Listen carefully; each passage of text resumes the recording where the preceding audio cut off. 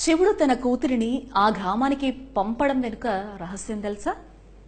ఈ గ్రామంలో వెలిసిన అమ్మవారు అక్కడి ప్రజలకి కరుణామయిగా, కల్పవల్లిగా ప్రసిద్ధి చెందింది.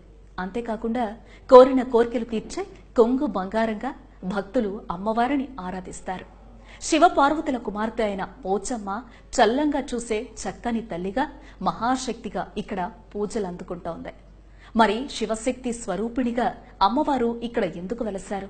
ఈ ఆలయం ఎక్కడుంది? ఈ ఆలయంలోని ప్రత్యేకతలు ఏంటి అనే విషయాలను మనం ఇప్పుడు తెలుసుకుందాం. నిర్మల్ జిల్లా సారంగాపూర్ మండలం అడెల్లి గ్రామంలో పోచమ్మ తల్లి ఆలయం వెలసింది. ఏకశిలపై కొలువు తీరిన అమ్మవారు చేతిలో త్రిశూలం, ఢమరుకంతో దర్శనమిస్తుంది.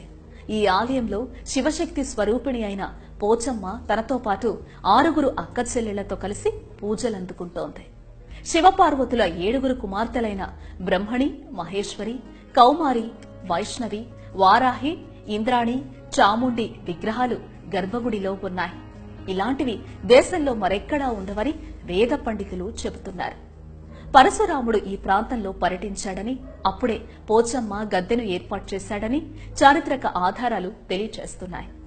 ఎంతో శక్తిగల పోచమ్మ తనను నమ్మిన వారిని సల్లంగా చూస్తుందనేది ఇక్కడి భక్తుల ప్రగాఢ విశ్వాసం. అడెల్లి మహాపోచమ్మ ఆలయం భక్తుల తాకిడితో ప్రతి ఆదివారం జాతరను తలపిస్తోంది.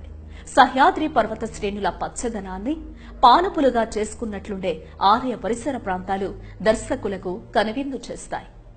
సహ్యాద్రి పర్వత శ్రేణుల పచ్చదనాన్ని పాన్పులుగా చేసుకున్నట్లుండే ఆలయ పరిసర ప్రాంతాలు సందర్శకులకు కనువిందు చేస్తాయి. స్థల పురాణం ప్రకారం పూర్వం అడెల్లి ప్రాంతంలో తీవ్ర కరువు సంభవించి తినటానికి తిండిలేని పరిస్థితి ఏర్పడింది. అనారోగ్యాల బారిన పడి ప్రజలు చనిపోవడం వల్ల ఊళ్లకు ఊళ్లే శ్మశానాలుగా మారిపోయాయి. దిక్కుతోచని ప్రజలు తమను కాపాడమని శివుణ్ణి ప్రార్థించారు. భక్తుల మొరను ఆలకించిన ఆలయ ఈ ప్రాంతానికి రక్షకురాలిగా తన కుమార్తె అయిన పోచమ్మను పంపించాడు. తండ్రి ఆదేశాలతో భువికి చేరుకున్న పోచమ్మ ప్రజలకు అండగా నిలిచింది. సమృద్ధిగా వానలు కురిపించి కరువును రూపుమాపింది. అప్పటి నుంచి అమ్మవారు భక్తుల కోరిన కోర్కెలు తీరుస్తూ ఈ అడవిలోనే ఉండిపోయిందని ఇక్కడి భక్తుల విశ్వాసం.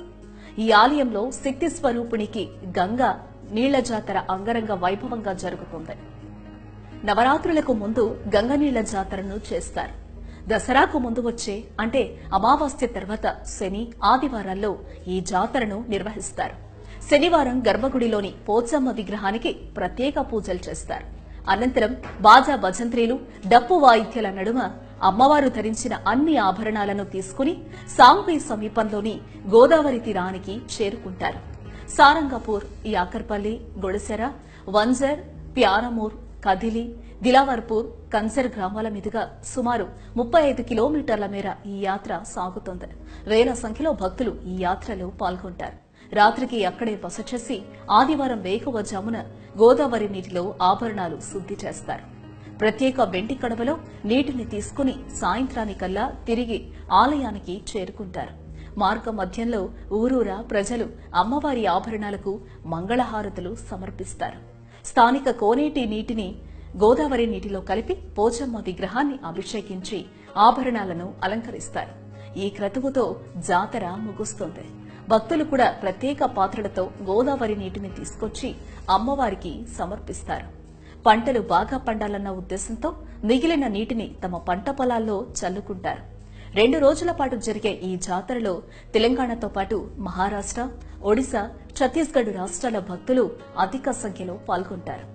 ఇలా వెలిసిన శివభక్తి స్వరూపిణి అయిన పోచమ్మ తల్లి కోరిన కోర్కెలు తీరుస్తూ తమని చల్లగా చూస్తుందని ఇక్కడి భక్తుల నమ్మకం.